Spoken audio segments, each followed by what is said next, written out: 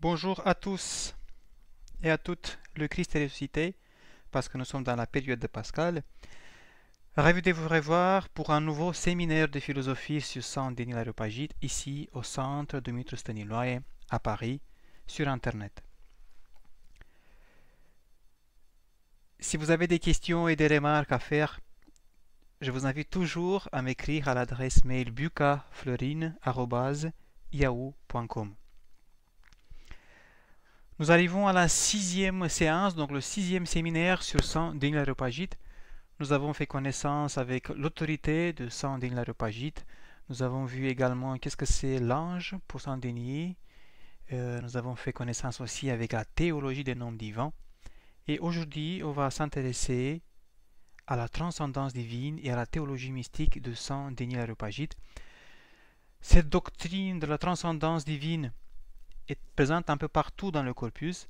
C'est un trait de la théologie dionysienne, une caractéristique, mais l'objet principal du traité de la théologie mystique, à mon avis, c'est la transcendance divine et comment peut-on nous exprimer sa transcendance divine.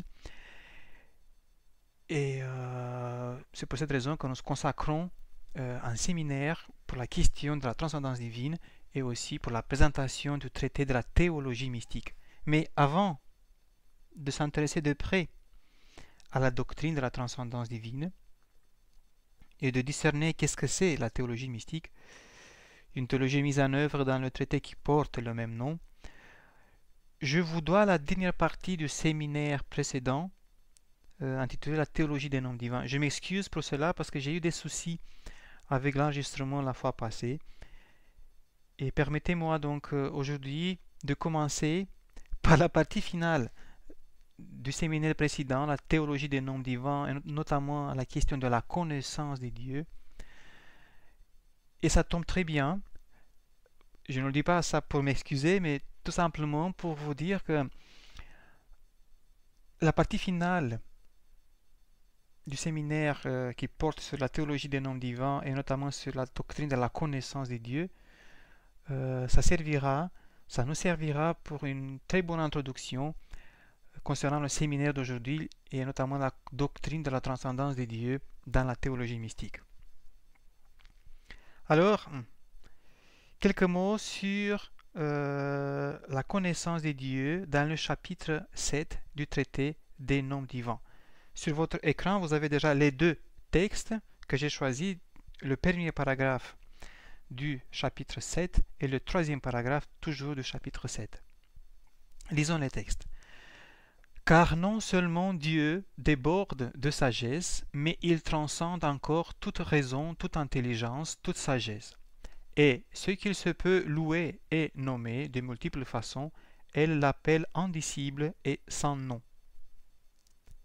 Ce qui est partout présent et qu'on peut découvrir à partir de toute réalité, elle le nom insaisissable et indépistable. C'est en vertu du même procédé que l'apôtre, c'est-à-dire saint Paul, loue, selon les textes, la folie divine en partant de ce qui apparaît en elle paradoxe et absurdité, pour s'élever ainsi jusqu'à l'indicible vérité qui dépasse toute raison. Nous sommes donc au 7e chapitre du traité des noms divins et dans ce chapitre, Denis nous présente le nom divin, sagesse, raison, foi. Attention, déjà, vous voyez, les trois connaissances, raison, sagesse, foi, pour lui, vont ensemble. Le nom divin, sagesse, bien sûr que s'adresse à la sagesse divine, mais aussi à notre possibilité d'arriver à la connaissance de Dieu. Et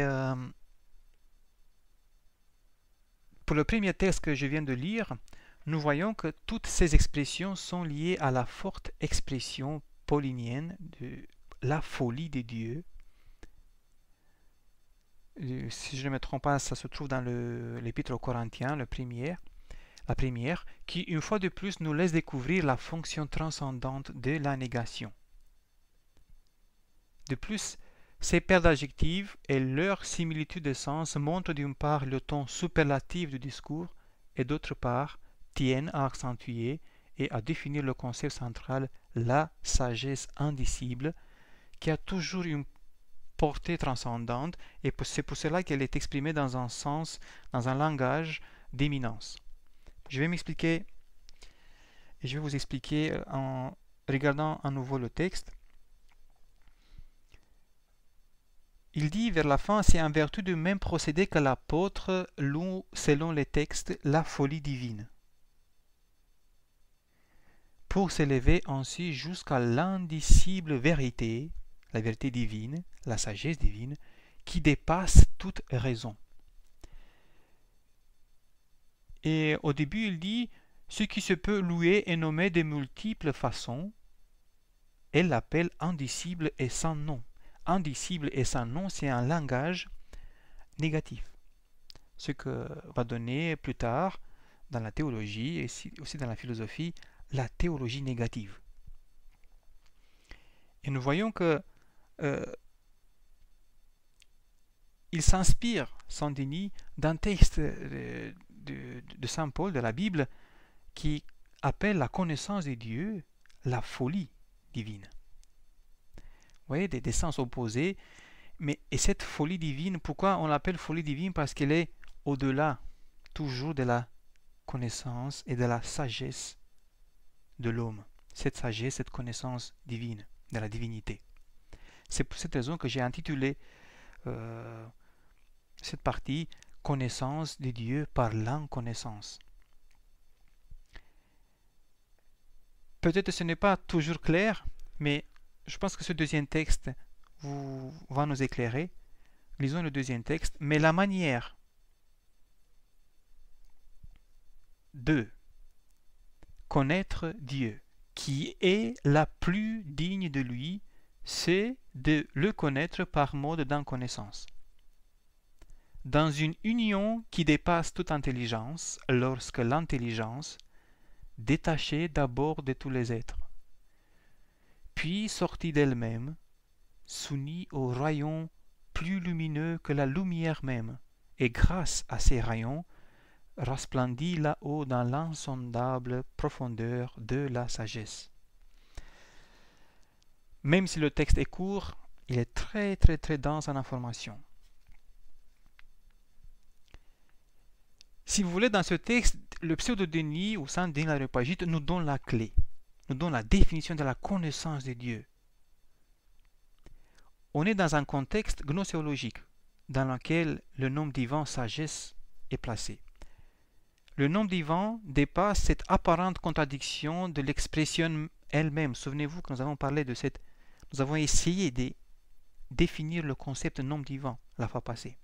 Donc, le nom divin dépasse cette apparente contradiction. Et cette séparation, cette différence ontologique entre l'homme qui est créé et Dieu qui est l'incréé,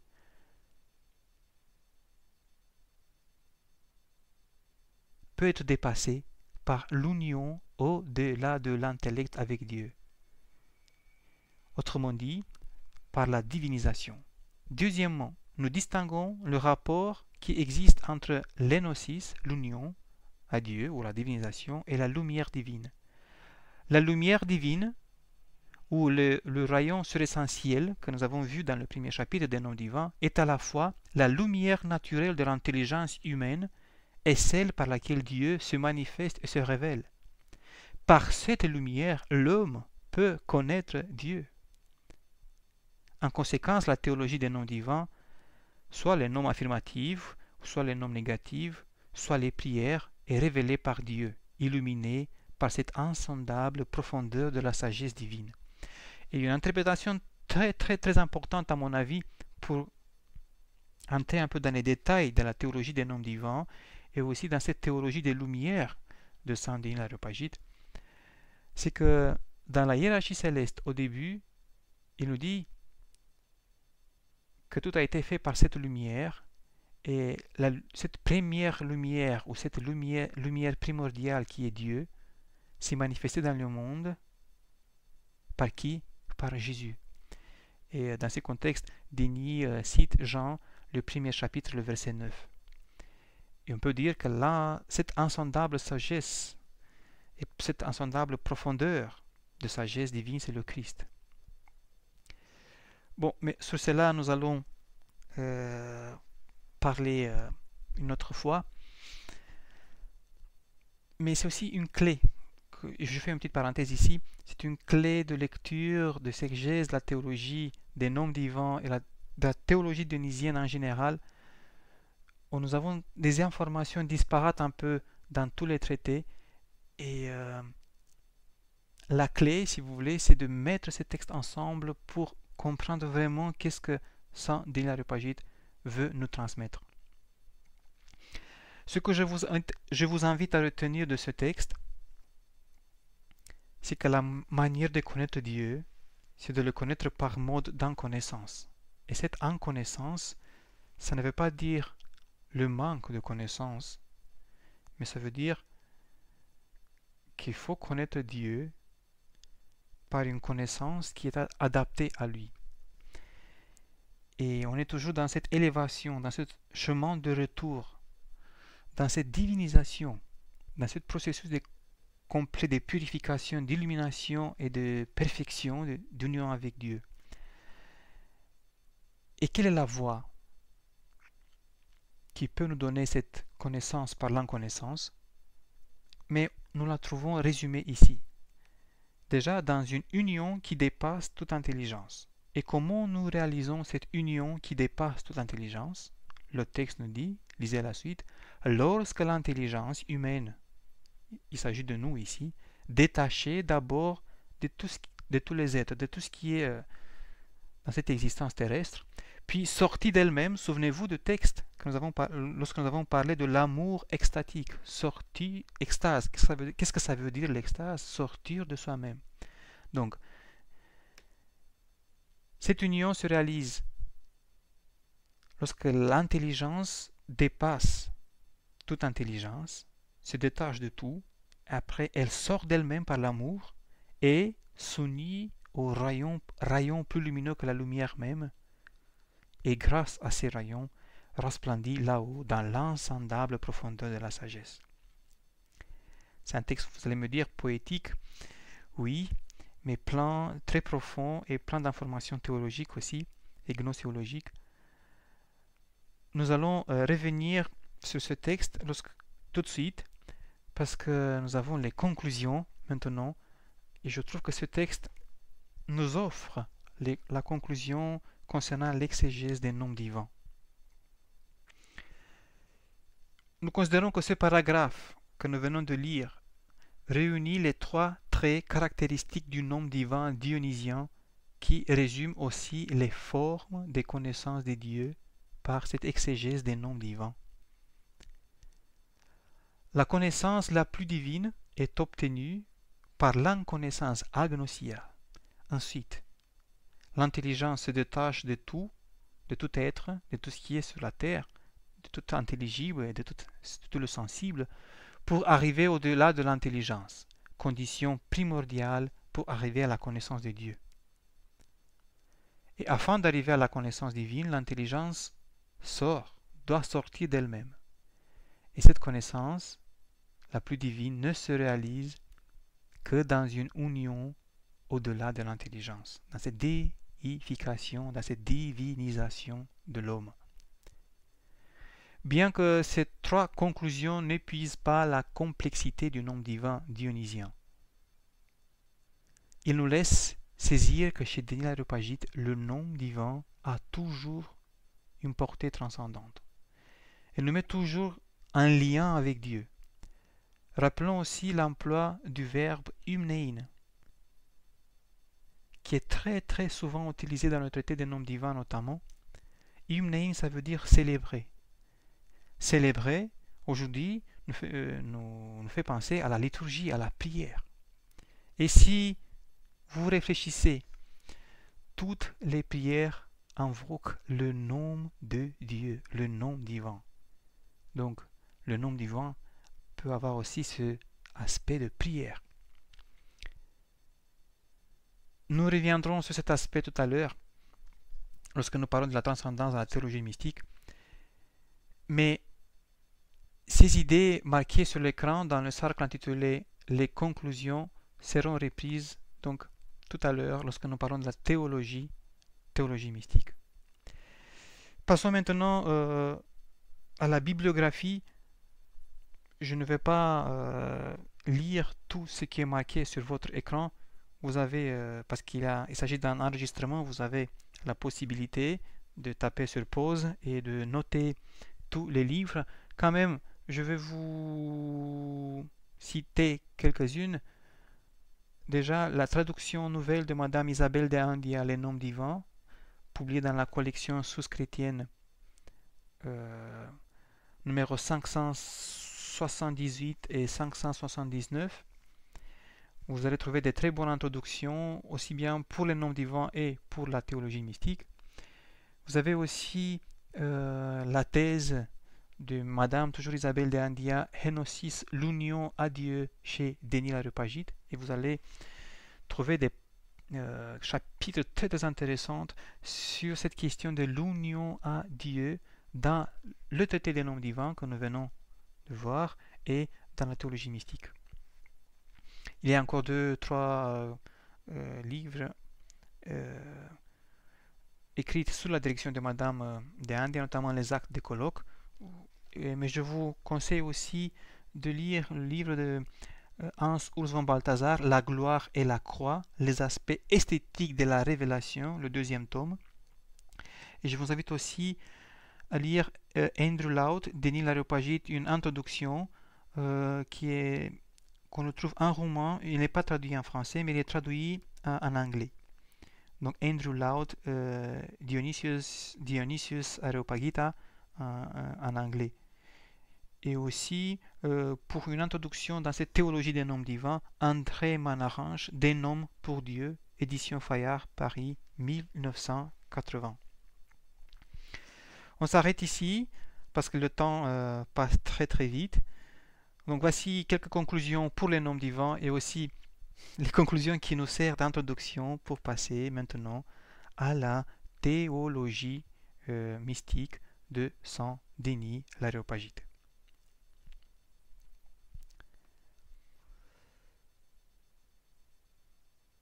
Comme vous le savez déjà, la théologie mystique est l'horizon de toute théologie et également le but de la théologie dionysienne.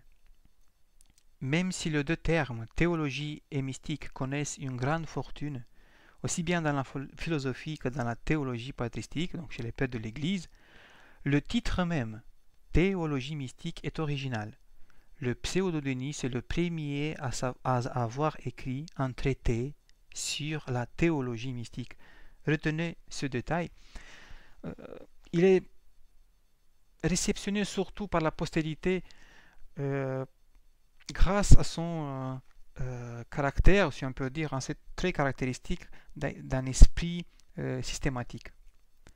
Donc c'est à lui qu'on doit un traité sur la théologie des noms divins.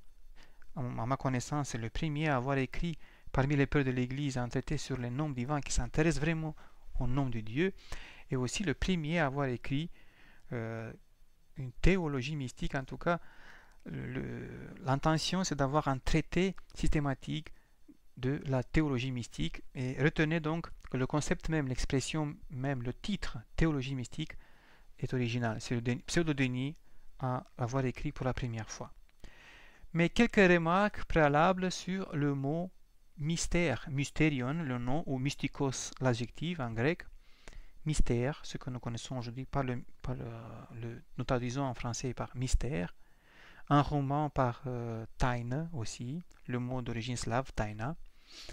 Bon, dans la philosophie, mais dans le christianisme, nous savons que ce terme mystère ou l'adjectif mystikos exprime dans la théologie chrétienne trois types de réalités.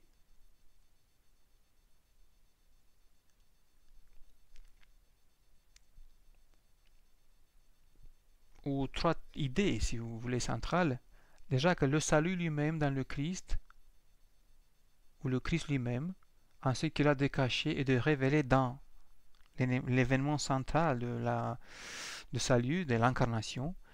Donc il se réfère le mystère, mystikos, au salut lui-même dans le Christ et dans cette incarnation du Christ.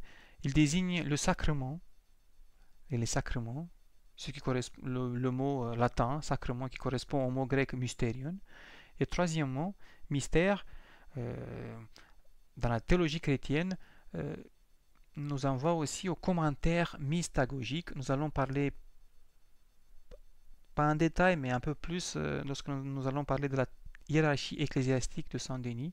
Qu'est-ce que c'est un commentaire mystagogique? C'est un commentaire sur la liturgie. Nous connaissons par exemple dans la tradition patristique l'ambigua du Maxime le Confesseur, mais aussi dans la philosophie néoplatonicienne, un ouvrage consacré à cette initiation au mystère, De Mysteris ou les mystères d'Égypte du philosophe Jamblique. Mais cette notion de mystère recouvre également l'union personnelle avec Dieu dans le sens subjectif du mot mystère et tout ce qui est lié à ce cheminement de l'union personnelle avec Dieu, de cette union mystique avec Dieu. Un terme, si vous voulez, plus moderne. En tout cas, plus moderne que le 6e siècle ou 7e siècle. On peut dire que le mot mystique constitue le couronnement, en tout cas du point de vue chrétien, de la théologie et de la théopraxie, de cette expérience de Dieu dans la vie chrétienne. L'objet de la mystique chrétienne est Dieu et la Trinité divine révélée par cette incarnation rédemptrice du Fils à laquelle on accède par les Saintes Écritures, par les sacrements, appelés également mystères. Subjectivement, la mystique est l'expérience personnelle de Dieu et de la relation à Dieu.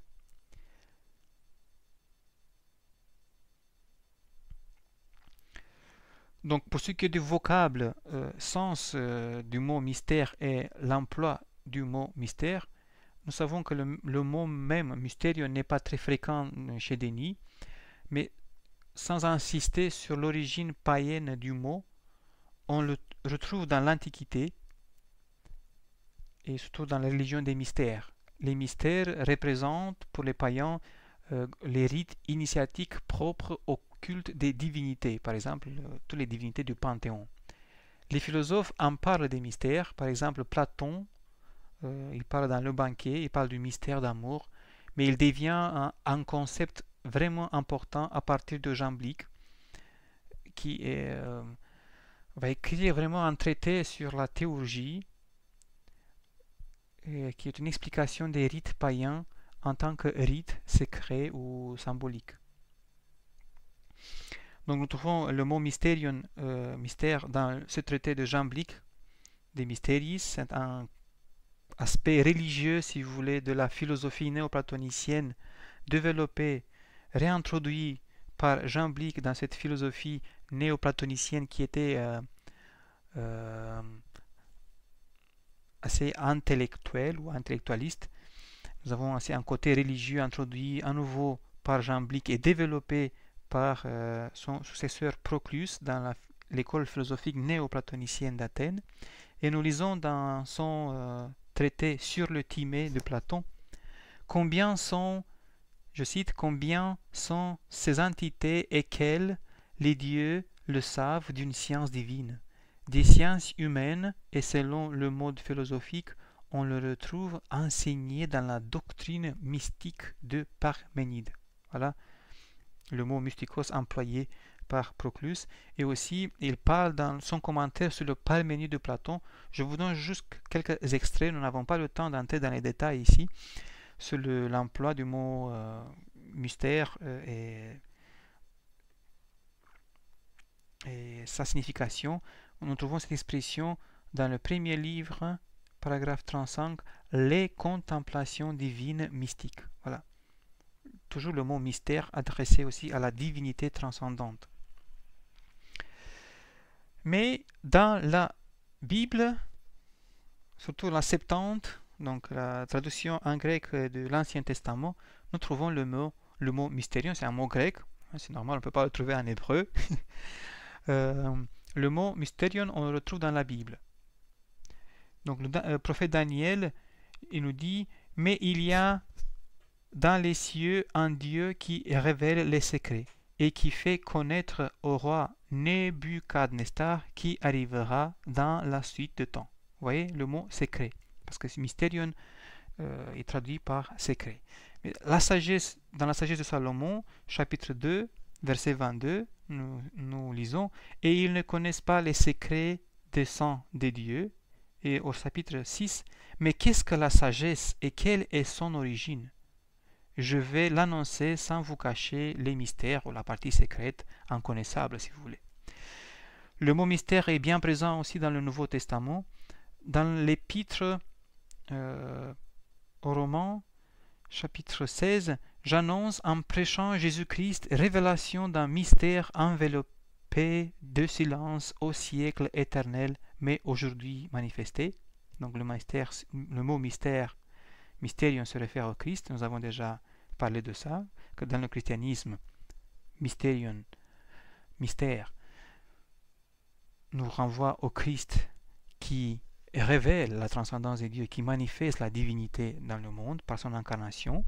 Et un deuxième texte, l'épître aux Corinthiens, moi-même, quand je suis venu chez vous, frères, ce n'est pas avec le prestige de la parole ou de la sagesse que je suis venu vous annoncer le mystère de Dieu. C'est toujours, vous voyez, le mot mystérion est adressé à la transcendance divine, inconnaissable, secrète en quelque sorte.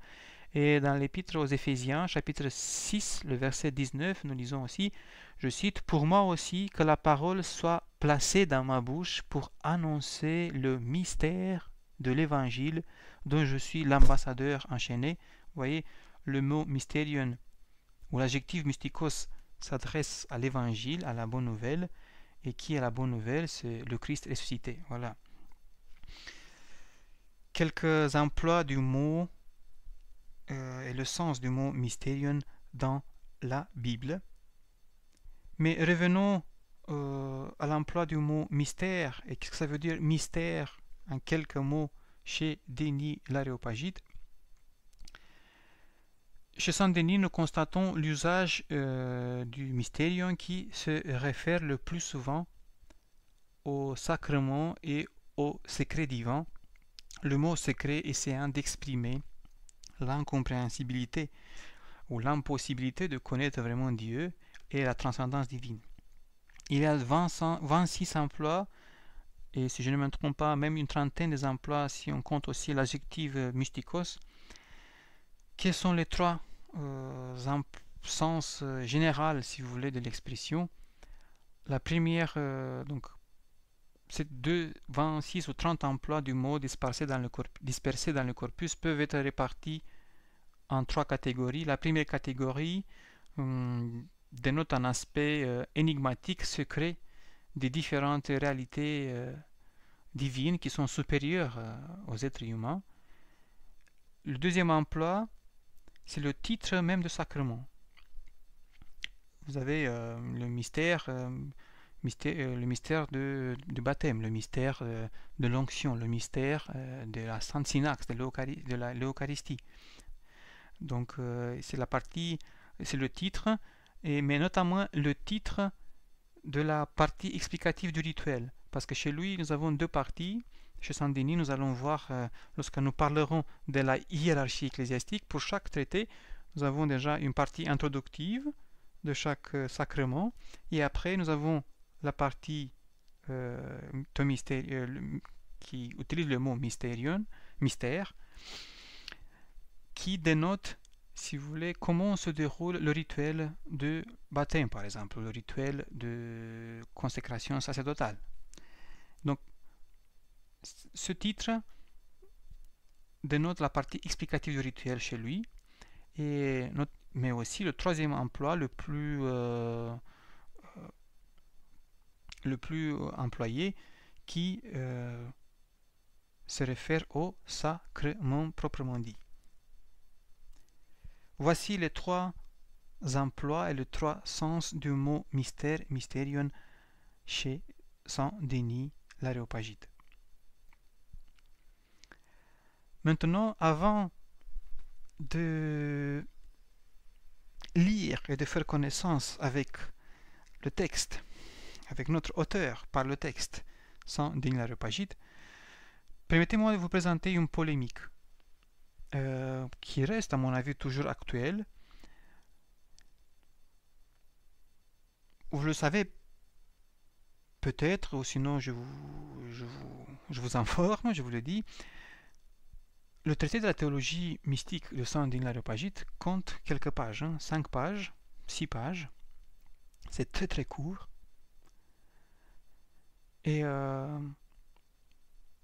selon les informations que nous trouvons dans le traité de la théologie mystique, les chercheurs se sont posé la question, est-ce qu'il s'agit vraiment d'un traité qui nous présente l'expérience des dieux, ou c'est tout simplement une théorie de la connaissance, tout simplement une théorie de la mystique. Donc, ce qu'il faut retenir, c'est que l'interprétation de la théologie mystique de Saint-Denis est une question disputée aujourd'hui. Elle a été disputée et je pense qu'elle reste toujours disputée. Jean Van Est, dans sa monographie Le mystère de Dieu, considère que la théologie mystique du pseudo-Denis est une théorie abstraite, l'auteur ne parlant pas d'une expérience personnelle avec Dieu. Vous avez le texte sur votre écran, je vais le lire. Je cite, « Il n'existe dans les 4 traités dionysiens aucun passage qui fasse appel à une telle expérience, c'est-à-dire une expérience mystique, qui la raconte ou qui en évoque le souvenir. » J'ai choisi ce texte dans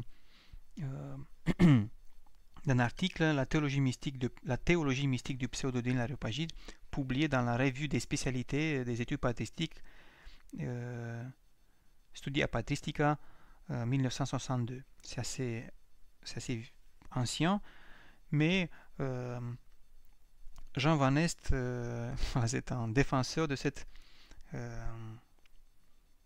de cette théorie abstraite de la mystique dionysienne. Voilà. Je ne suis pas d'accord avec lui, moi, mais je vous dirai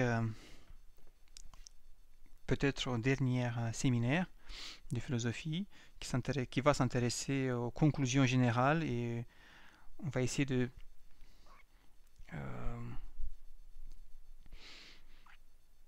tirer les conclusions ensemble et de reprendre les mots-clés de la théologie dionysienne exprimée dans son œuvre.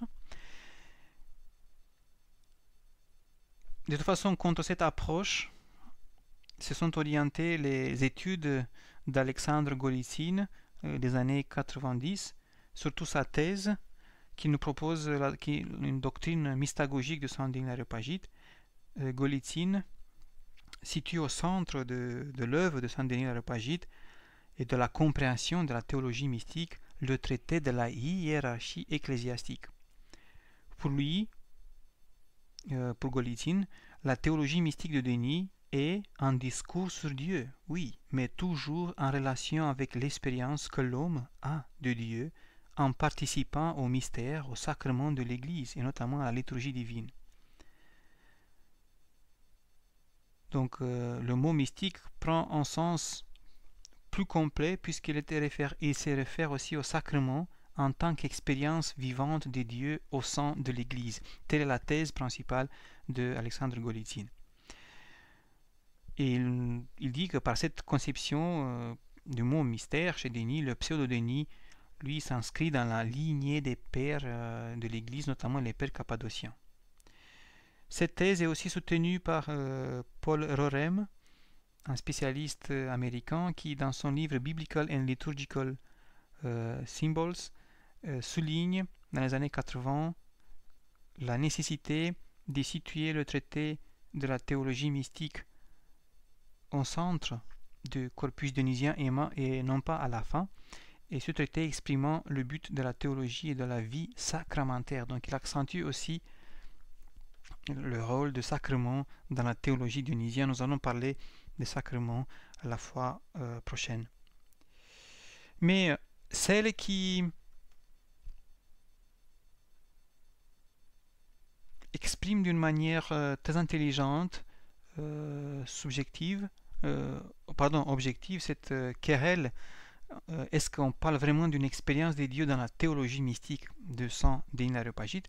C'est Isabelle de Handia, à mon avis. J'ai trouvé un passage qui me parle. De toute façon, j'espère que ça va vous éclairer aussi concernant cette polémique. Et elle dit dans l'introduction l'introduction de la théologie mystique publiée dans la collection Sources chrétiennes numéro 579, je cite, « On est passé d'une conception objective de la mystique qui est avant tout célébration du mystère dans l'exégèse des noms divins et la liturgie célébrée par la hiérarchie ecclésiastique à une conception de la mystique où le critère décisif devient l'expérience. Or, c'est à partir de cette conception moderne de la mystique que les commentateurs du XXe siècle jugent Denis. Ce n'était pas le point de vue des grands médiévaux qui se sont nourris de sa doctrine mystique. » Vous voyez, je pense que vous vous rendez compte de l'idée transmise par Isabelle d'Andia. Il avait une toute autre conception de la mystique, objective, proposée par Saint-Denis. Et si on veut trouver une conception moderne, tout en s'inspirant de la théologie de Saint-Denis, c'est délicat parce qu'on ne peut pas trouver dans le traité de la théologie mystique, mais je trouve qu'on peut trouver dans un autre traité. Mais ça, je vous dirai la prochaine fois. Voici donc la polémique. Lisez à nouveau ce texte, ou si vous avez la possibilité, lisez l'introduction complète proposée par Madame Isabelle de Handia dans la théologie mystique Sources chrétiennes, publiée l'année passée, 2016. Une très bonne introduction. Et vous allez vous éclairer sur cet aspect-là. Bon, maintenant je vous propose de passer à la partie centrale, la deuxième partie de notre séminaire d'aujourd'hui.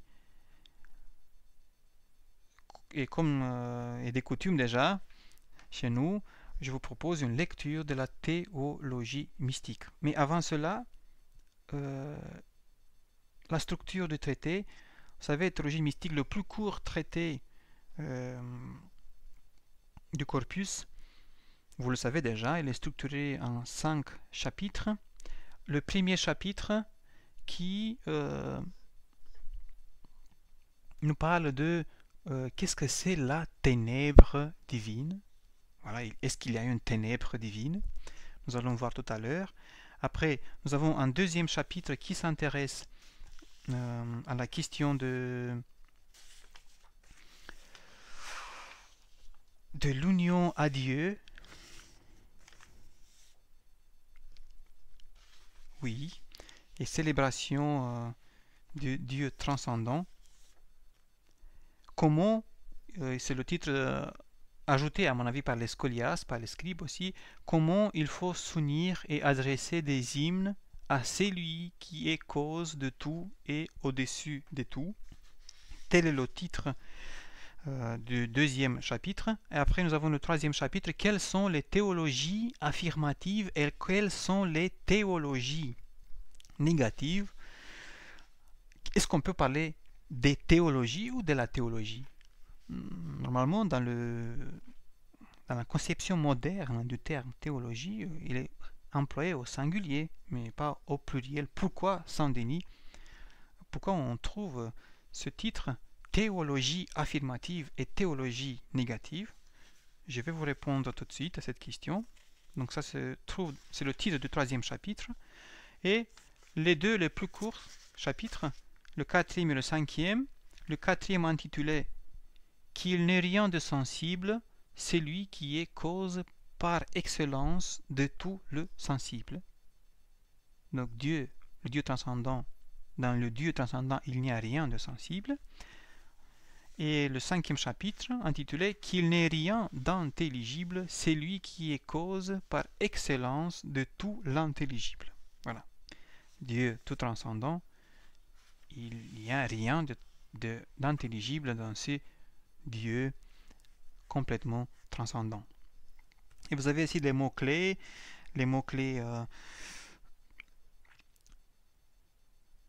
qui tient toujours vif ce débat. Est-ce que Saint Denis l'Aréopagite est un philosophe néo-platonicien chrétien? Nous avons le terme mystère, mystique, versus la théurgie païenne proposée par Jamblique. Ce culte religieux introduit dans la philosophie néo-platonicienne par Jamblique. Voilà. Vous allez voir que il ne s'agit pas d'un culte sur les dieux, mais sur un seul Dieu.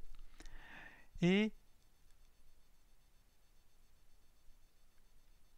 j'ai choisi trois textes, en fait plusieurs textes, mais trois idées, trois chapitres si vous voulez, le premier, le troisième et le cinquième.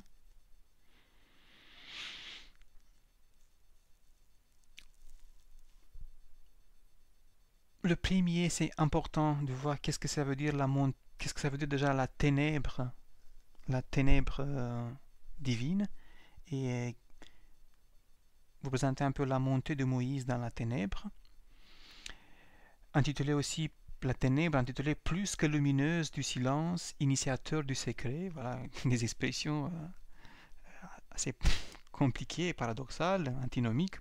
Après, nous avons des théologies affirmative et théologie négative. Donc j'ai choisi deux textes pour vous parler un peu du mot théologie et aussi du mot affirmative et du mot négatif. Expression, qu'est-ce que ça veut dire théologie affirmative, qu'est-ce que ça veut dire théologie négative. Et finalement la conclusion du traité de la théologie mystique, Dieu au-delà de toute affirmation et de toute négation.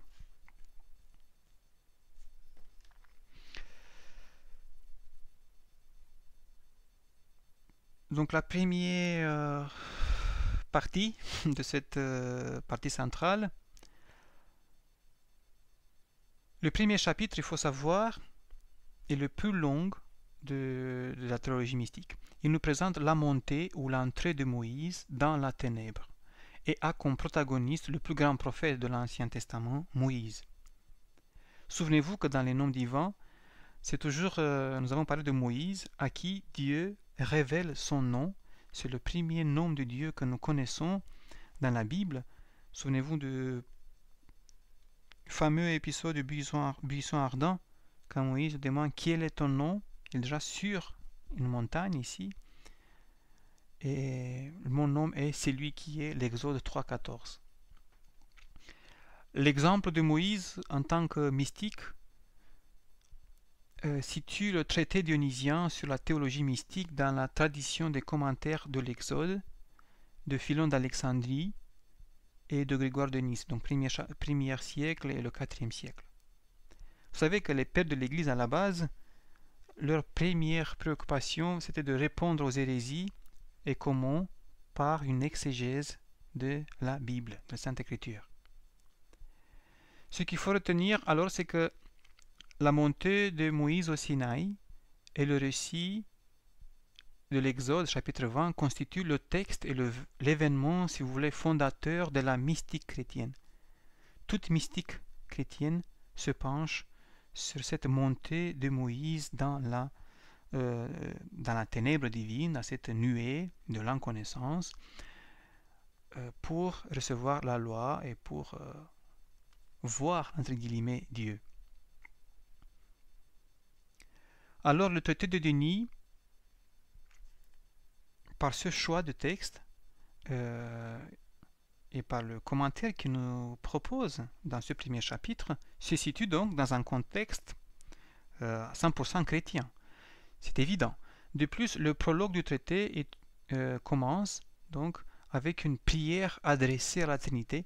Je n'ai pas mis le texte parce que nous avons des autres textes importants, mais je vous lis quelques lignes. Trinité suressentielle, je cite donc: Trinité suressentielle, plus que divine et plus que bonne, toi qui veilles sur la divine sagesse des chrétiens, dirige-nous vers la plus haute cime, plus qu'inconnaissable et plus que lumineuse des livres mystiques, c'est-à-dire de la Bible, là où les mystères simples, absolus et immuables de la théologie ont été ensevelis dans la ténèbre plus que lumineuse du silence initiateur du secret. Vous voyez, il commence cette exégèse de la montée de Moïse ou de l'entrée de Moïse dans la ténèbre du mont Sinaï. Il commence par une prière adressée à la Sainte Trinité. Voilà, donc c'est un contexte 100% chrétien. Et j'ai beaucoup aimé la façon dont il s'adresse assez original à cette Trinité suressentielle qui est toujours dans un contexte de prière, on peut dire dans un contexte liturgique. En commençant avec une prière, le traité de nom divin, et également par une prière, le traité de la théologie mystique, on peut aussi songer à la prière. On peut aussi songer, penser à un contexte liturgique dans lequel les plus importants traités, on peut dire aussi, qui portent sur la connaissance et la divinisation aussi du corpus, sont dans un contexte, encore une fois, liturgique, dans un contexte de prière. Et il demande à cette Trinité suressentielle de le conduire vers cette théologie mystique qui se trouve dans les livres mystiques. Les livres mystiques de la Bible, voilà. Donc tout est sous le signe de l'inconnaissable, tout est sous le signe du mystère dès le début de ce premier chapitre.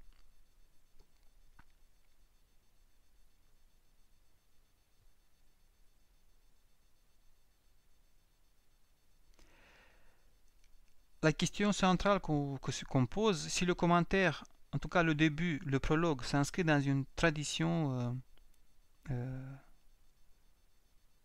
alexandrine ou grégorienne, parce qu'il commence par le récit, c'est un commentaire du récit de l'Exode, le chapitre 19 et le chapitre 20 de la Bible. Je vous invite à lire ces deux chapitres de l'Exode, ou tout le livre de l'Exode. On se pose la question, est-ce que l'interprétation de Saint Denis l'Aréopagite est une interprétation originale? Est-ce que sa théologie mystique, c'est une théologie mystique originale? Parce que il prend comme source le même texte de l'Exode chapitre 20 qui présente la montée de Moïse dans la ténèbre.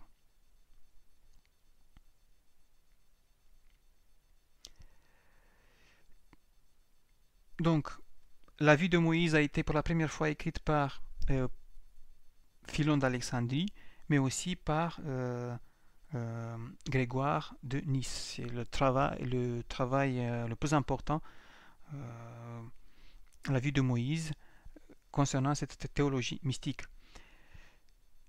Si on prend l'exemple de la vie de Moïse de Grégoire de Nice, il y a trois moments ou trois étapes importantes dans la montée de Moïse dans le Sinaï. C'est-à-dire la purification, l'ascension de la montagne, qui symbolise la théologie, qui symbolise aussi notre vie, c'est-à-dire le mystère de Dieu, et l'entrée proprement dite dans la ténèbre. Si vous avez le temps, je vous invite à lire cette vie de Moïse, un texte à mon avis fondateur de la mystique chrétienne. Chez Denis, vous allez voir tout à l'heure, on trouve deux étapes dans l'ascension de Moïse. L'ascension et l'entrée dans la ténèbre. L'épisode est présenté brièvement, beaucoup plus court que la vie de Moïse de Grégoire de Nice. Il lui consacre 6 pages. Je pense que, en tout cas, le livre de la théologie mystique, là, si on peut le considérer un traité sur la mystique, est le plus court de tous les auteurs. Une autre différence entre Saint Grégoire de Nice et Saint-Denis, la montagne est la montagne de la théologie pour Grégoire et une montagne de connaissance pour Denis, vous allez découvrir tout à l'heure. Et la progression dans la montée est présentée par Grégoire par une augmentation de l'intensité de la musique des trompettes, tandis que chez Denis, nous allons voir qu'il s'agit d'une montée, dénégation, une diminution des paroles qui s'achèvent dans le silence. Voici une autre différence, et on peut dire aussi l'originalité de cette présentation de la montée de Moïse et cette exégèse de la montée de Moïse dans la ténèbre présentée dans l'Exode chapitre 20, le verset 21. Voici donc l'originalité de Denis, et je vous invite à lire les passages choisis qui présentent la montée de Moïse dans la ténèbre. La cause excellente de tout, c'est-à-dire le Dieu transcendant, peut à la fois s'exprimer en beaucoup de paroles, en peu de paroles, et tout à la fois sans paroles, puisqu'elle ne comporte ni parole ni intellection, du fait qu'elle est située suressentiellement au-dessus de tout, et qu'elle se manifeste sans voile, et en vérité, à ceux-là seuls qui, dépassant toutes choses, laissent en arrière les bruits et les paroles célestes, et pénètrent dans la ténèbre où se trouve réellement, comme le dit la Bible, celui qui est au-delà de tout. C'est un texte introductif d'une présentation générale de la mystique, la théologie mystique comme une montée vers cette ténèbre divine là, qui est l'exemple de l'inconnaissance, du fait que la connaissance de Dieu est présentée comme une inconnaissance. Vous connaissez déjà le texte que nous avons lu des noms divins, chapitre 7. Cette première partie, c'est une partie introductive. Et après, il nous dit tout de suite, et de fait, je cite, ce n'est pas sans motif que le divin Moïse reçoit l'ordre d'abord de se purifier lui-même et ensuite de se séparer de ceux qui ne sont pas purs, qu'après toute purification, il entend les trompettes aux multiples voix. Qu'ensuite, il se sépare de la multitude et, avec les prêtres choisis, parvient au sommet des ascensions divines. Même là, il ne rencontre pas Dieu lui-même, mais le lieu où il se tient, ce qui signifie, à mon avis, que les choses les plus divines et les plus élevées dans ce qu'on voit et conçoit sont des sortes de raisons hypothétiques de ce qui est au-dessus de celui qui dépasse tout, raisons par lesquelles sa présence, supérieure à toute saisie intellectuelle, se montre, reposant sur les sommets intelligibles de ses lieux les plus saints.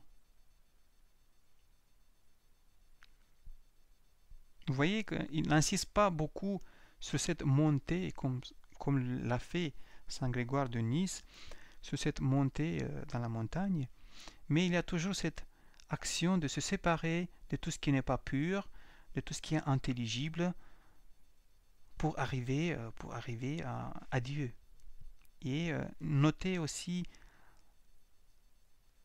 qu'il ne rencontre pas Dieu lui-même, mais le lieu où il se tient. Retenez cette expression sur laquelle nous allons revenir tout à l'heure. Et aussi que Dieu est appelé une cause qui est au-dessus de celui qui dépasse tout, qui est supérieur à toute saisie intellectuelle. Et qu'il y a aussi l'idée d'une présence de Dieu dans ces lieux très saints. Et les lieux très saints, c'est aussi cette montagne. Qu'est-ce que ça veut dire cette montagne, Sinaï? Je vais vous dire tout à l'heure. Et la partie finale du texte. Et alors, Moïse se libère même des êtres visibles et voyants, et il pénètre dans la ténèbre réellement mystique de l'inconnaissance. C'est une expression dionysienne, dans la ténèbre réellement mystique de l'inconnaissance, selon laquelle il fait taire toutes les appréhensions cognoscitives et se trouve en ce qui est totalement impalpable et invisible, appartenant tout entier à celui qui est au-delà de tout, et à nul autre, ni à lui-même, ni à un autre, mais uni, selon un mode supérieur, à celui qui est complètement inconnaissable, par la suspension de toute connaissance, et par le fait qu'il ne connaît rien, connaissant au-delà de l'intellect. Ce sont des textes très... C'est un texte très beau à mon avis, celui-ci. Non pas parce que je l'ai choisi, mais c'est en tout cas Denis qui l'a écrit. Nous bénéficions d'une traduction assez explicite de Madame Isabelle de Andia. Mais je vous invite en tout cas à reprendre ce texte. Je veux le reprendre, je veux le relire encore une fois. Moïse se libère même des êtres visibles et voyants, et il pénètre dans la ténèbre réellement mystique de l'inconnaissance. C'est le but, c'est la fin de ce chemin, de cette montée vers Dieu, de cette connaissance mystique de Dieu, selon laquelle il fait taire toutes les appréhensions cognoscitives, toute connaissance, et se trouve en ce qui est totalement impalpable et invisible, appartenant tout entier à celui qui est au-delà de tout, et à nul autre, ni à lui-même, ni à un autre.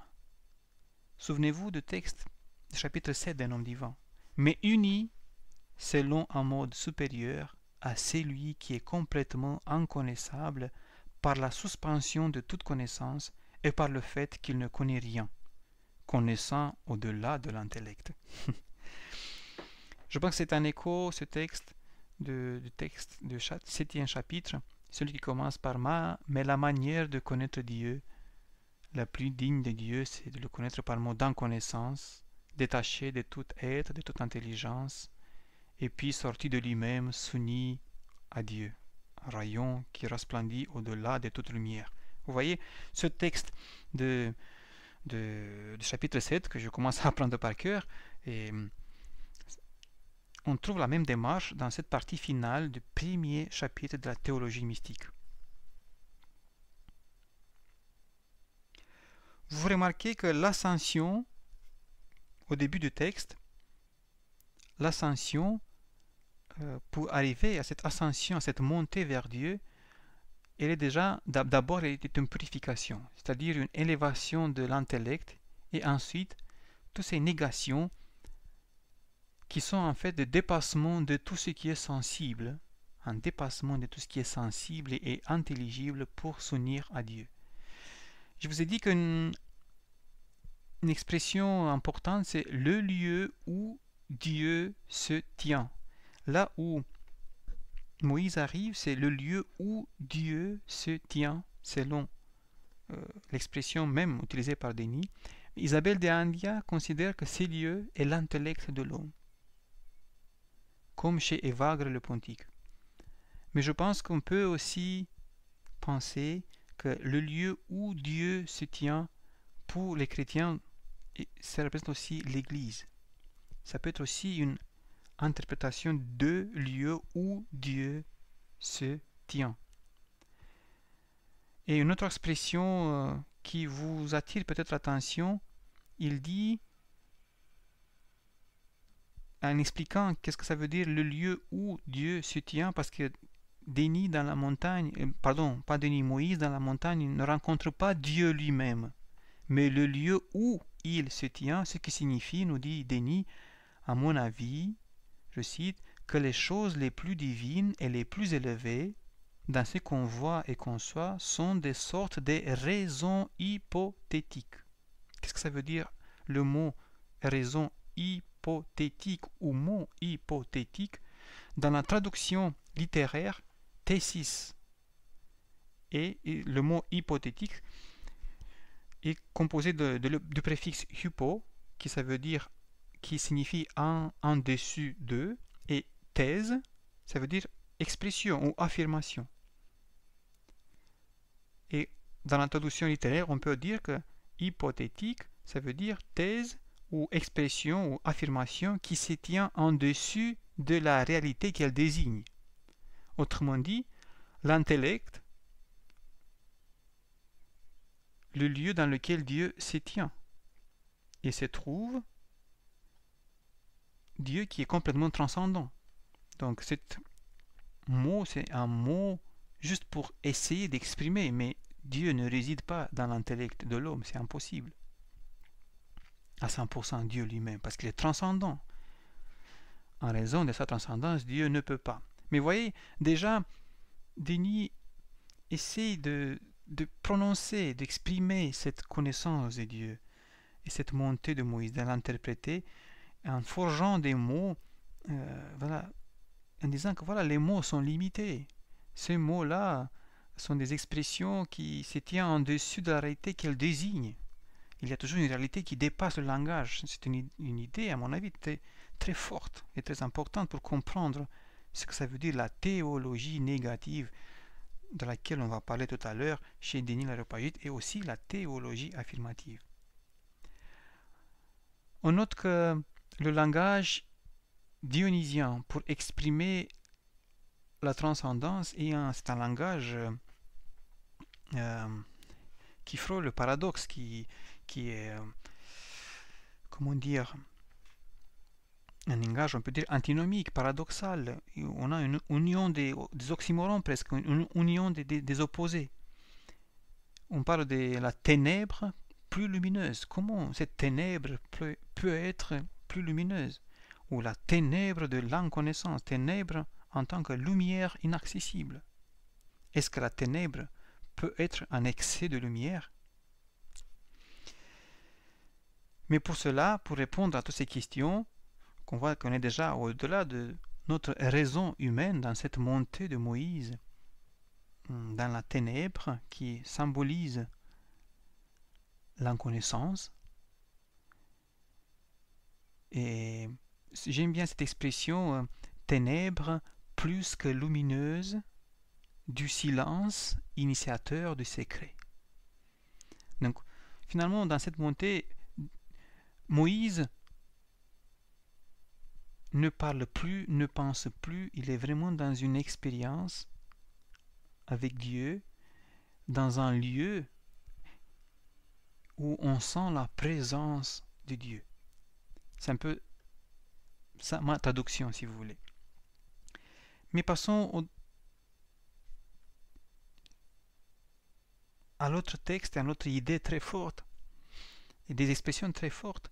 Théologie affirmative et négative, vous remarquez sur votre écran, théologie au pluriel, célébrer Dieu par la multiplicité des paroles et l'absence des paroles. Est-ce qu'on peut célébrer Dieu par l'absence des paroles?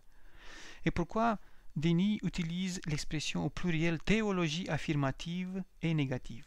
Je vous donne tout de suite l'explication. Théologie chez Denis, ça ne signifie pas un discours sur Dieu ou un discours rationnel sur Dieu comme on trouve dans la théologie scolastique. Chez les pères de l'Église, la théologie et la mystique ne sont pas séparées. Il faut savoir et retenir cette idée-là. Le discours sur Dieu, le langage sur Dieu et l'expérience de Dieu peuvent définir ce que nous appelons aujourd'hui théologie, discours sur Dieu et connaissance de Dieu et expérience de Dieu. Mais discours rationnel sur Dieu, non. Chez Denis, le mot théologia, ça veut dire la Bible. C'est uniquement la Bible qui écrit quelque chose de Dieu. C'est dans la Bible que Dieu se révèle. Et les théologiens pour Denis sont les écrivains de la Bible. Retenez s'il vous plaît ces détails très importants. Ensuite, théologie affirmative et théologie négative, ça veut dire les mots de la Bible qui sont des affirmations et des négations. Il nous trompe un peu Denis parce que tous les mots négatifs employés sont aussi des mots que nous trouvons dans la philosophie néo-platonicienne. Il y a des noms divins négatifs que nous ne trouvons pas dans la Bible. Rappelez-vous, nous avons parlé la fois passée de toutes les sources philosophiques de cette théologie des noms divins. Le but, c'est un but. La doctrine, c'est une doctrine chrétienne, mais le langage, c'est un langage néo-platonicien. Et théologie affirmative et théologie négative, ça veut dire des mots, des expressions affirmatives et des expressions négatives. Il ne faut pas comprendre par le mot théologie employé par Saint Denis l'Aréopagite la même chose que nous comprenons aujourd'hui par le mot théologie, le sens moderne du mot. Le sens ancien, en tout cas pour Denis, c'est théologia, ça veut dire l'écriture, la Bible. Lisons donc les textes. J'espère que vous n'êtes pas étonnés maintenant. Vous comprenez pourquoi nous avons l'expression théologie affirmative et théologie négative. Une autre parenthèse, nous considérons que Saint Denis l'Aréopagite est le père de la théologie négative. Mais l'expression théologie négative en elle-même n'est pas utilisée par Saint Denis l'Aréopagite. Théologia, apophasis, le mot apophase, oui, on le trouve, apophasis, aphaeresis, qui désigne aussi la négation, mais on ne trouve pas l'expression comme on trouve l'expression théologie mystique. Oui, la théologie mystique, on trouve cette expression, ou le mot hiérarchie, hiérarchie, oui, c'est un néologisme dionysien, mais le mot théologie négative, ça n'existe pas. Le titre de ce 3e chapitre que nous allons lire tout à l'heure, tout de suite, on pense qu'il a été ajouté par les écrivains, par les copistes, par ceux qui ont copié le manuscrit, ou par les scoliastes, ceux qui ont commenté le corpus dionysien. Retenez aussi ce détail-là aussi. Bon, lisons le texte, je cite, « Nous souhaitons, nous aussi, selon l'exemple de Moïse, accéder à cette ténèbre plus que lumineuse, et, grâce à l'absence de vision et de connaissance, voir et connaître celui qui dépasse la vision et la connaissance par le fait même de ne voir ni le connaître, car cela est réellement voir et connaître. Et célébrer suressentiellement le suressentiel par la négation de tous les états. Telle est la définition de la négation selon Denis. Nous allons revenir. Je continue. Ainsi, ceux qui réalisent une statue préformée enlèvent tout le superflu qui fait obstacle à la pure vision de la forme cachée et manifeste par cette seule suppression la beauté en soi et par soi qui y était dissimulée. Mais il faut, je pense, célébrer les négations d'une manière contraire aux positions. Celles-ci, en effet, nous les posions en commençant par les toutes premières et en descendant à travers les intermédiaires jusqu'aux dernières. Ici, au contraire, lorsqu'on parle des négations, en remontant des dernières à celles qui sont absolument premières, nous supprimons tout, afin de connaître sans aucun voile cette inconnaissance qui est voilée par toutes les choses connaissables dans tous les états, et de voir cette ténèbre suressentielle que dissimule toute la lumière qui est dans les états. Encore une fois, un texte très très dense. C'est le texte du 2e chapitre, pas du 3e, mais je trouve qu'ils peuvent bien faire partie du 3e chapitre parce qu'ils parlent vraiment de la théologie, des théologies affirmatives et des théologies négatives. Vous voyez, Denis est un très bon pédagogue. Déjà, dans le 1er chapitre, il nous donne l'exemple de la montée de Moïse dans la nuit, dans la nuit de l'inconnaissance, dans cette ténèbre divine. Il nous dit au début de ce texte, nous souhaitons nous aussi accéder, selon l'exemple de Moïse, à cette ténèbre plus que lumineuse.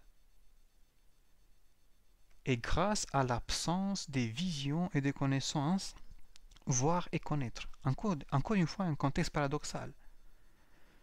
Par le fait même de ne voir ni le connaître, car cela est réellement voir et connaître. et célébrer suressentiellement celui qui est au-delà de toute essence, de tout être, de toute existence, le suressentiel, par la négation de tout.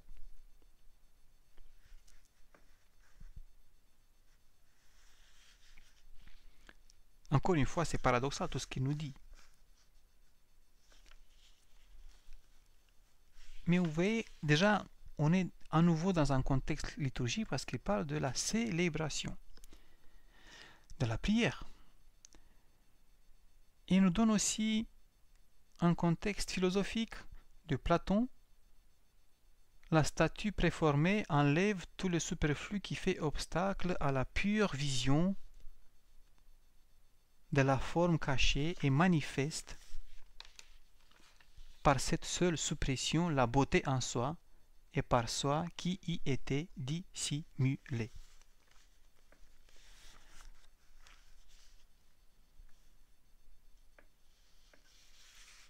Qu'est-ce que ça veut dire, cette statue? Peut-être vous connaissez déjà, je m'en doute pas, l'idée de la statue. Et si vous ne la connaissez pas, je vous invite à lire Sculpting God, The Logic of Dionysian Negative Theology. Donc, Denis s'inspire en fait de cette image de Platon dans le Thétète, pardon, et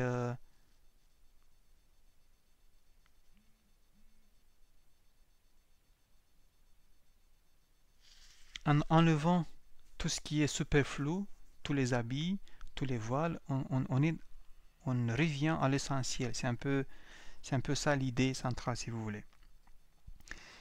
Et après, une autre chose importante, c'est célébrer les négations d'une manière contraire aux positions ou aux affirmations, thesis, les thèses, les affirmations. Il y a deux manières différentes de parler de Dieu.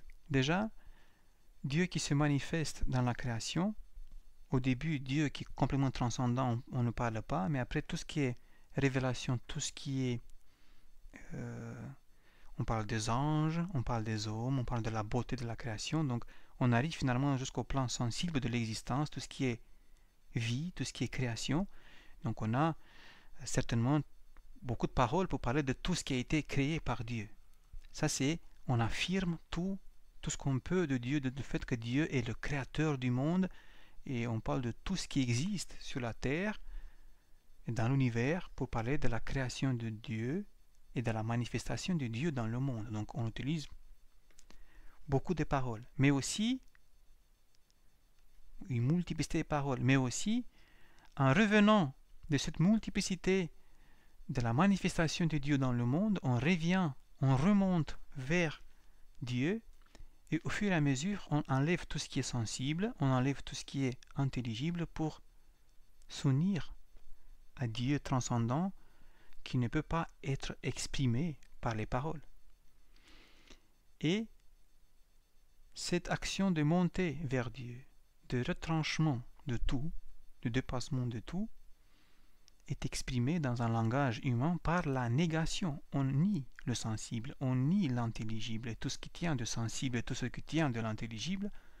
Et voilà, c'est la négation ou les théologies négatives ou la théologie négative ou apophatique qui nous achemine vers ce chemin de divinisation, de retour à Dieu, pour utiliser le langage néo-platonicien. Donc ce chemin pro-odos épistrophé dont on a parlé plusieurs fois, vous voyez comme il est résumé dans ce texte-là.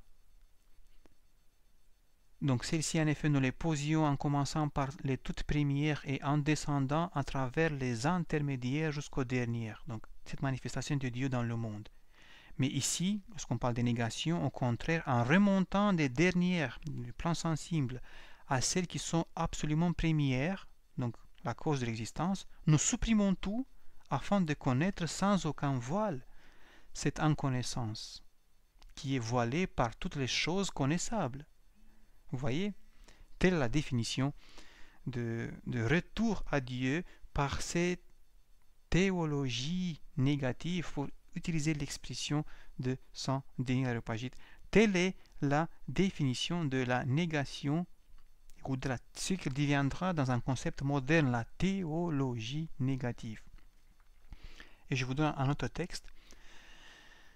Je cite, en effet, plus que nous relevons la tête vers le haut, plus les discours seront restreints par les visions synoptiques des choses intelligibles. De même aussi maintenant, en pénétrant dans la ténèbre qui est au-dessus de l'intellect, nous trouverons non pas la concision des paroles, mais l'absence complète de paroles et de pensées. Alors le discours, descendant d'en haut jusqu'au dernier point, s'élargissait d'autant plus qu'il descendait selon une extension proportionnelle. Maintenant, montant d'en bas vers ce qui est au-dessus, selon la mesure de sa remontée, il se restreint et, à la fin de toute la remontée, il perdra tout à fait la voie et s'unira complètement à l'ineffable. Telle est la définition de la théologie négative, de ce retour à Dieu, de cette montée vers Dieu, de cette divinisation exprimée dans un langage humain par les négations.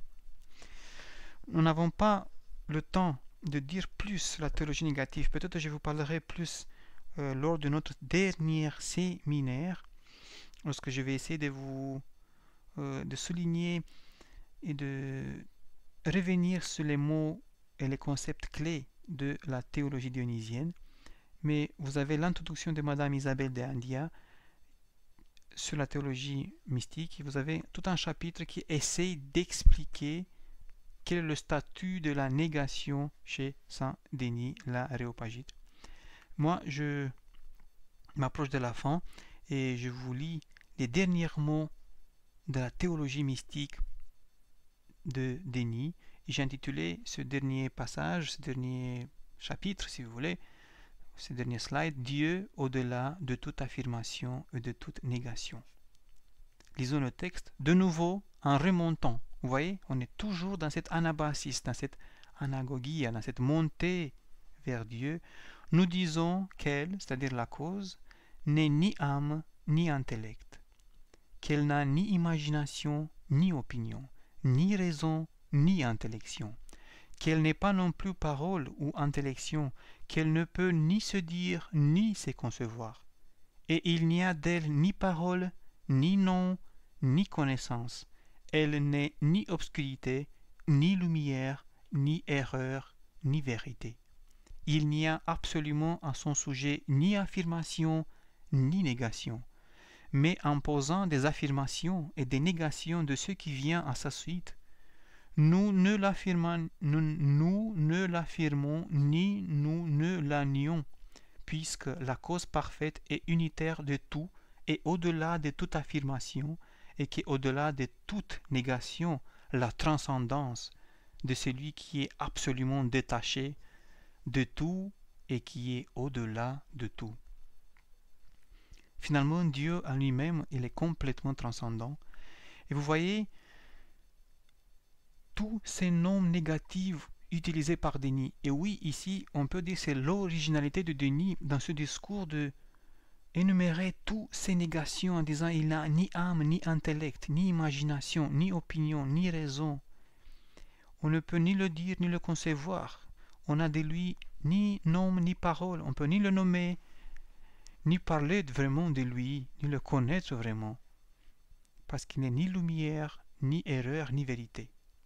Il n'y a absolument à son sujet, ni affirmation, ni négation. Vous voyez, ce texte nous dit pourquoi l'objet de la théologie mystique de Denis est la transcendance divine. Et voici la manière dont on peut exprimer cette transcendance divine par cette théologie négative que nous appelons aujourd'hui, ce concept moderne, ou par toutes ces négations. Et encore une fois, les négations n'ont pas le sens de nier l'existence de Dieu, mais le sens de nous dire que cette connaissance de Dieu ne peut pas être uniquement une connaissance rationnelle, parce que Dieu est toujours au-delà de la connaissance et de tout ce que nous pouvons penser et dire de lui. Mais vous voyez, il ne nous dit pas que Dieu est au-delà de toute célébration. Vous voyez, il n'affirme pas cela. Il ne nie pas la célébration. Vous voyez, c'est pour cette raison que je pense que le dernier mot de toute théologie et de toute connaissance n'est pas vraiment cette négation, ce que nous appelons aujourd'hui théologie négative dans un sens purement rationnel. Je pense que la théologie négative a un autre sens, chez Denis, le sens de nous conduire vers cette célébration de Dieu, vers cette prière à Dieu.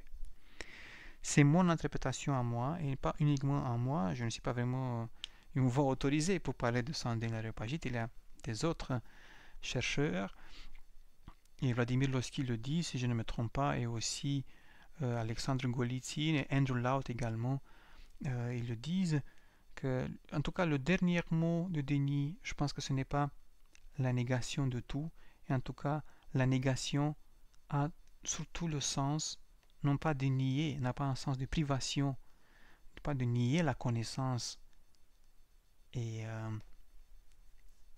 la parole sur Dieu et l'existence même de Dieu, mais de nous dire, attention, Dieu ne peut pas être enfermé dans des concepts. Mais Dieu est au-delà de tout ce que nous appelons aujourd'hui connaissance, raison, technique, etc. Il se trouve dans une expérience avec lui, dans cette union qui dépasse toute connaissance et toute intelligence. Et ces expressions, on les retrouve, oui, également chez le philosophe néoplatonicien Proclus, dans la théologie, sa théologie néoplatonicienne, mais aussi dans le commentaire sur le Parménide, où il parle, c'est aussi un mot à lui, hyperapophasis, c'est un mot très intéressant, supranégation. Voilà. Ce qu'il faut retenir de cette négation qui peut-être suscite votre attention, c'est que la négation chez Denis a toujours une portée transcendante et nous envoie vers la transcendance et nous envoie aussi vers cette expérience des dieux qu'on peut avoir ici sur la terre dans un contexte, si vous voulez, mystique, dans un contexte de théopraxie, de orthopraxie, dans un contexte de liturgie, de prière, de purification, d'illumination, dans ce chemin ou cheminement vers la déification. Sont mes derniers mots concernant cette doctrine de la transcendance des dieux exposée dans la théologie mystique de Saint Denis l'Aréopagite. On peut dire beaucoup plus, mais si l'auteur a décidé de ne pas parler plus sur la transcendance des dieux, moi je vais suivre son exemple. Et je vous invite surtout à lire la théologie mystique de Saint Denis. Et je vous invite également à vous interroger sur la place de cette théologie mystique dans le corpus dionysien. Est-ce qu'il faut mettre ce traité tout à la fin?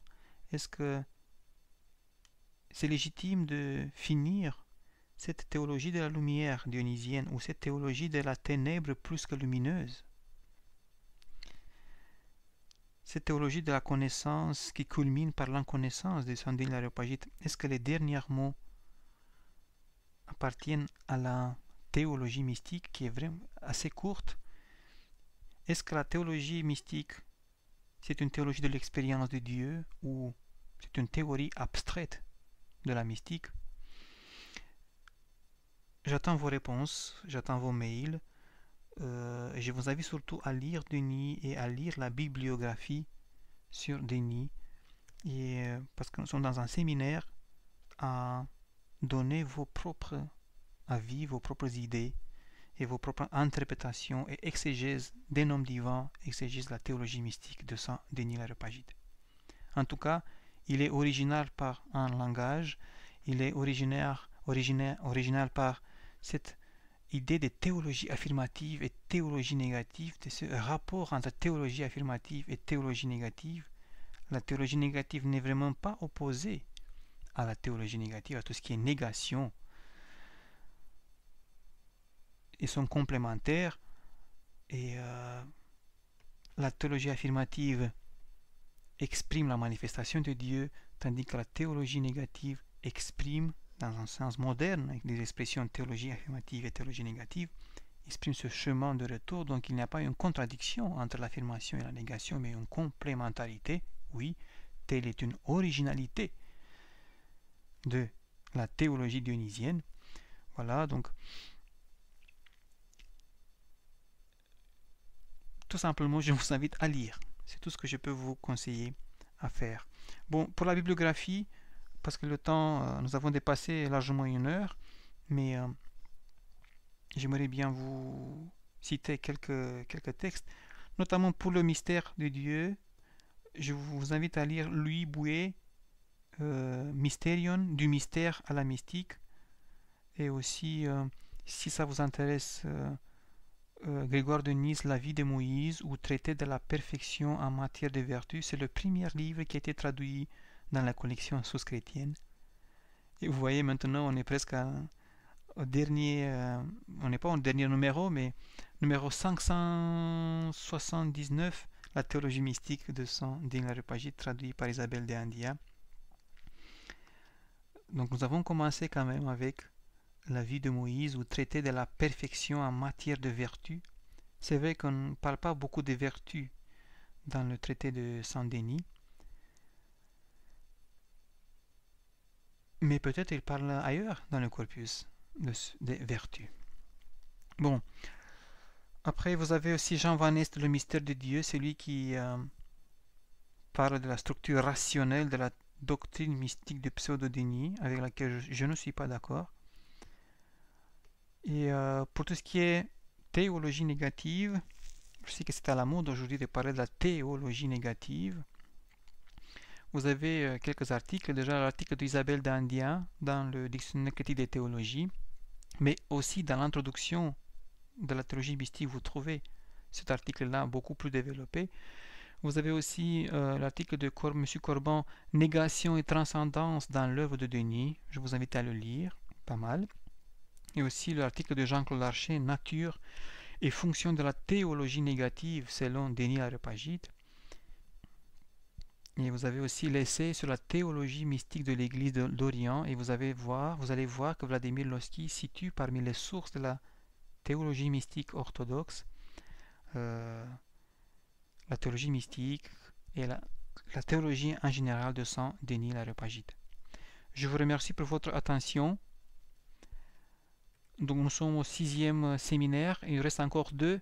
Je compte à faire encore 2 séminaires sur la hiérarchie ecclésiastique pour parler du dernier traité, 4e traité, et un autre séminaire qui va s'intéresser aux mots-clés.